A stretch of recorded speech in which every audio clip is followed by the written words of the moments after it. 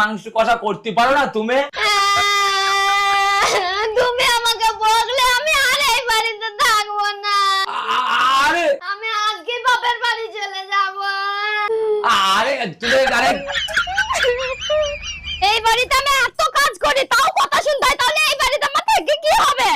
আরে আরে আমার কথা শোনো, আমার কথা শোনো। আমার ভুল হয়ে গেছে, তুমি যেও না প্লিজ, বাপের বাড়ি যেও না। চলে যাবো বলছি, নাহলে মারবো কানে মুদবি কানে।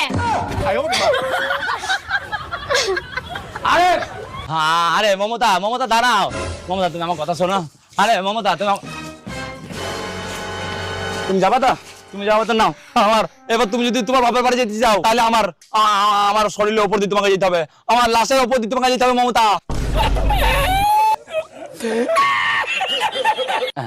এক কাজ করি, ও যাওয়ার আগে আমি শ্বশুর বাড়ি চলে যাই, শ্বশুরকে বুঝিয়ে বলি, তাহলে যদি কিছু হয়।